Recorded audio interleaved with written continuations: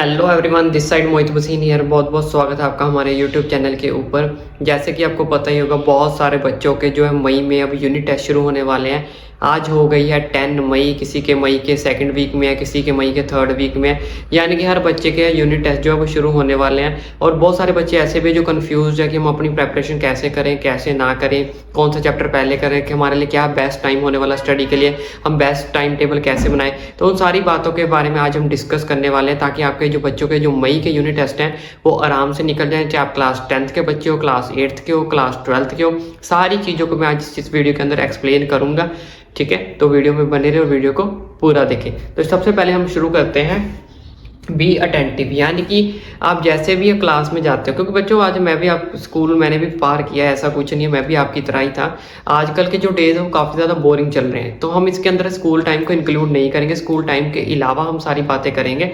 लेकिन be attentive in the sense क्या है कि जैसे ही हम स्कूल में जाते हैं, स्कूल में हमें पता है कि बोरिंग डेज चल रहे हैं। अगर हमारा 6 घंटे का स्कूल है, हम 4 घंटे ही बड़ी मुश्किल से अटेंटिव रह पाते हैं। उसके बाद 2 घंटे तो हमें नींद ही आती है, बोरिंग लेक्चर चलते हैं, या 30 मिनट का लेक्चर होता है, हमें सिर्फ 5-10 मिनट ही समझ आती है, बाकी टाइम हमारा क्या हो जाता है, वेस्ट हो जाता है। उसमें कोई बड़ी बात नहीं है, कोई दिक्कत की परेशानी वाली बात नहीं है। कहने का मतलब ये है, चाहे आप 6 घंटे में से 4 घंटे पढ़ो, 3 घंटे पढ़ो स्कूल के अंदर, पर जितना भी पढ़ो बी अटेंटिव, ताकि आपको जितना भी आप पढ़ो उसमें आपको क्या लग जाए, समझ लग जाए। अगर आपने 6 लेक्चर अटेंड किए हैं, 6 में से अगर आपको 3 भी अगर आपने कर लिया तो बहुत अच्छी बात है। अगर सब में से सब 6 के 6 लेक्चर्स की बात करें, 6 लेक्चर्स में से कम आप half of lecture soon low, half of lecture नहीं भी सुनते हो तो कोई बड़ी बात नहीं, दिक्कत वाली इसमें कोई बड़ी परेशानी बात नहीं है। In the sense at last हम बोले कि जितना भी आप पढ़ो उसमें क्या होगा, बी अटेंटिव होकर पढ़ो। 6 में से 4 लेक्चर अगर आप अच्छे से कर सकते हो तो अच्छे से कर लो, 3 कर सकते हो 3 करो, जितना भी कर सकते हो। उसमें कोई प्रेशर वाली बात नहीं, इतना करना ही करना है, बट जितना भी करना है बी अटेंटिव होकर उस चीज़ को क्या करना है, पढ़ना है। इसमें आपको क्या करना है, कोई भी अपनी सुस्ती नहीं डालनी, फिर कुछ नहीं करना। बाकी मैं आपको दे रहा हूँ 6 घंटे में से अगर आप 3 घंटे पढ़ लो, 2 घंटे पढ़ लो, 2.5 घंटे पढ़ लो, बस जितना ही पढ़ना है उतना भी अटेंटिव होकर पढ़ लो, ताकि जितना पढ़ा हो उसमें आपको समझ आ जाए कि मैंने पढ़ा क्या। उस चीज़ को आप दोबारा से जब रीड आउट करो तो उस चीज़ आपको जो वो समझ लग जाए। ठीक है, क्योंकि ये डेज ही ऐसे होते हैं, ये बोरिंग डेज है, गर्मी चल रही है, इसमें हमारा कॉन्सेंट्रेट अच्छे से बैठ नहीं पाता है, तो उसमें आपको टेंशन लेने की कोई बात नहीं है। उसके बाद अपने नोट्स बनाओ। कुछ जितने भी बच्चे हैं जो वो नोट्स बनाने की, कुछ बच्चों को हैबिट्स होती है, कुछ बच्चों को हैबिट्स नहीं होती। जैसे मैं अपना एग्जांपल लूँ, ठीक है, मुझे नोट्स बना के पढ़ने की हैबिट बिल्कुल नहीं थी। मैं बुक्स को अंडरलाइन करता था, उसे हाईलाइट करता था, क्योंकि ये मेरा अपना एक माइंड सेटअप था कि मैं जितना नोट्स बनाने में टाइम वेस्ट करूँगा उतना में मैं ज़्यादा उस चीज़ को अंडरलाइन करूँ, रीड आउट करूँ, तो मे भी मुझे याद हो जाए। लेकिन कुछ बच्चों को हैबिट होती है कि सिर्फ अपने खुद के हाथों से बनाए हुए नोट्स से ही अपना जो काम है वो ईजिली याद होता है, ईजिली समझ आता है। तो मैं दोनों ऑप्शन आपको दूंगा। अगर आप नोट्स बना सकते हो, अगर आपको अच्छा लगता है तो आप नोट्स बना लो, ठीक है। जिनको नोट्स बनाना नहीं अच्छा लगता वो अंडरलाइन कर लो, अंडरलाइन कर लो, ठीक है, या उस चीज़ को क्या कर लो, हाईलाइट कर लो, हाईलाइट कर लो। अंडरलाइन कर सकते हो, हाईलाइट, बट करो जरूर, एक चीज़ जरूर करो, क्योंकि दोनों में से अगर आप दोनों चीज़ें स्किप कर दोगे तो आपको चैप्टर में से समझ ही नहीं आएगा, क्वेश्चन में समझ ही नहीं आएगा कि मैंने क्या पढ़ा है। अगर आप किसी दूसरे बंदे के सुनोगे कि मैं उसने ये पढ़ाया, उसने ये पढ़ाया, उसने ऐसा किया, वो बेशक आपको समझ लग जाए, लेकिन जब के खुद के हाथों से प्रैक्टिस नहीं ना करोगे, खुद की माइंड सेटअप से रीड नहीं करोगे, तो आपको कुछ भी समझ नहीं आने वाला। उनकी बातें आपको 2-4 दिन ही याद रहेंगी, फिर 5वें दिन आपको स्किप हो जाएंगी। तो उस चीज़ को आप नोट्स बना सकते हो तो नोट्स बना लो। अगर आपको नोट्स बनाना अच्छा नहीं लगता तो आप अंडरलाइन उसको हाईलाइट करो अपने बुक्स के अंदर। नेक्स्ट चीज़, जो भी आपको होमवर्क मिलता है अपना होमवर्क जरूर करो, चाहे उसकी प्रैक्टिस करो, चाहे उसको प्रैक्टिकली करके देखो। दोनों में से एक काम भी ये भी कर सकते हो, क्योंकि कुछ चीज़ ऐसी होती है जिनको प्रैक्टिकली भी कर सकते हो। प्रैक्टिकली हम जिन भी चीज़ों को करते हैं वो हमारी चीज़ में माइंड में बैठ जाती है, इसको मैंने ऐसे प्रैक्टिकली किया था, ऐसे किया था, उससे आप अपने क्वेश्चन को खुद बना सकते हो।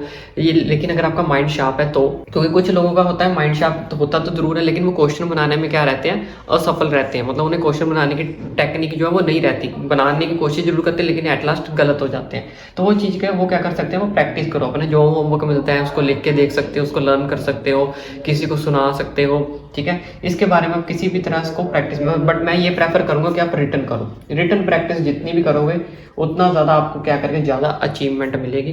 तो मैं तो ये करूँगा, प्रैक्टिकल करते हो तो प्रैक्टिकल्स कर लो, लेकिन मैक्सिमम बच्चे ऐसे होते हैं जो प्रैक्टिकली नहीं कर सकते, तो जितनी भी प्रैक्टिस करनी है उस चीज़ को क्या करो, रिटर्न करो। उसके बाद जैसे मॉर्निंग में एक अपना शेड्यूल रखो कि मॉर्निंग में उठ जितने बजे भी आप उठते हो, मॉर्निंग में उठने से पहले आपने 30 मिनट जो है स्टडी करनी। 30 मिनट ही स्टडी करनी, 30 मिनट से ज़्यादा नहीं करनी, 30 मिनट से कम नहीं करनी, सिर्फ अपना टारगेट रखना है कितना, 30 मिनट का। अब कुछ बच्चे सोच रहे होंगे कि सर 30 मिनट में क्या ही हो जाएगा बच्चों।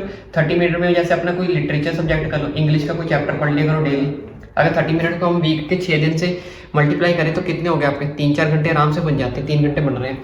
ठीक है, तो इंग्लिश का आप कोई चैप्टर रीड आउट कर लो, या फिर अपने कोई साइंस के या मैथ्स के मैथ्स के 3 सम सॉल्व कर लो। अगर 10 मिनट में एक सम भी सॉल्व करोगे 30 मिनट में आपके 3 सम सॉल्व हो जाएंगे। इंग्लिश का कोई आप चैप्टर पढ़ सकते हो, कोई पॉइंट पढ़ जाओ, हिंदी की कोई लिटरेचर पढ़ जाओ।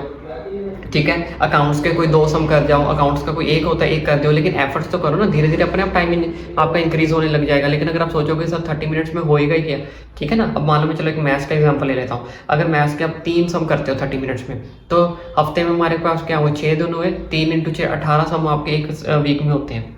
ठीक है, तो इस हिसाब से अपने मॉर्निंग में जितना भी आपने उठते हो, उठने से बस 30 मिनट का मैं आपको बोलूँगा, ज़्यादा नहीं बोलूँगा कि 1 घंटा पहले उठो, 2 घंटे उठ के पढ़ो। सिर्फ 30 मिनट्स आपने उस चीज़ को क्या करना है, अपने माइंड के अंदर इस चीज़ को टारगेट रखना है कि मुझे सिर्फ 30 मिनट ही पढ़ना। उसके बाद नेक्स्ट 3 to 6 PM मैक्सिमम बच्चे जो है ट्यूशन जाते होंगे। अगर नहीं बच्चे ट्यूशन जाते हैं, सेल्फ स्टडी भी करते हैं, कोई बात नहीं। जो तो ट्यूशन जाते हैं वो अपना 3 से 6 जो भी आपको ट्यूशन में करवाया जाता है उस चीज़ के ऊपर कॉन्सेंट्रेट करो। क्योंकि मैंने स्कूल में आपको क्या कर दिया था, छूट दे दी थी कि छूट पे आप जितना कम पढ़ सकते हो 2 घंटे पढ़ लो, 3 घंटे पढ़ लो, लेकिन जितना पढ़ो अटेंटिव। लेकिन यहाँ पे सिर्फ आपको मैंने 3 घंटे दिए, 3 घंटे के अंदर कम से कम आपको 2.5 घंटे अटेंटिव होकर पढ़ना ही पड़ेगा।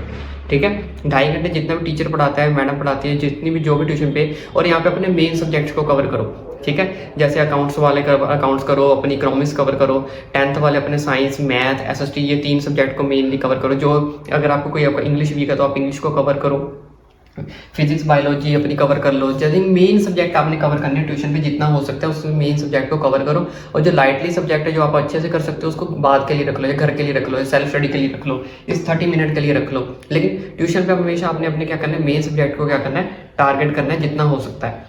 ठीक है, 3 से 6। उसके बाद 6 बजे आप ट्यूशन से निकलोगे, 6:30 घर पहुंचोगे। 6:30 से लेकर 7:30 तक मैंने आपको क्या दी, 1 घंटे की रेस्ट दी है।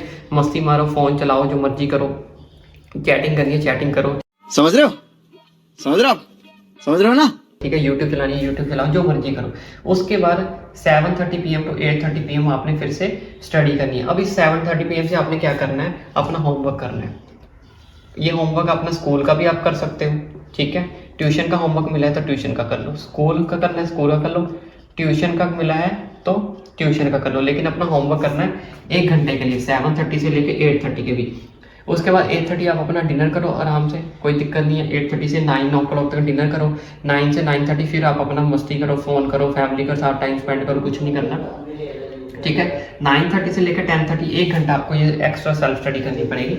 ठीक है, जो बच्चे यहाँ पे सेल्फ स्टडी करते हैं वो सेल्फ स्टडी करेंगे, लेकिन 3 घंटे करना वही है कि इन 3 घंटे के अंदर अपने मेन सब्जेक्ट कवर करने हैं। चाहे आप ट्यूशन ले रहे हो तब भी, अगर आप सेल्फ स्टडी कर रहे हो तब भी, यहाँ पे अपने मेन सब्जेक्ट को स्किप नहीं करना, क्योंकि ये हमारे पास सबसे बहुत मोस्ट इंपॉर्टेंट टाइम होता है 3 बजे से लेकर 6 बजे तक का।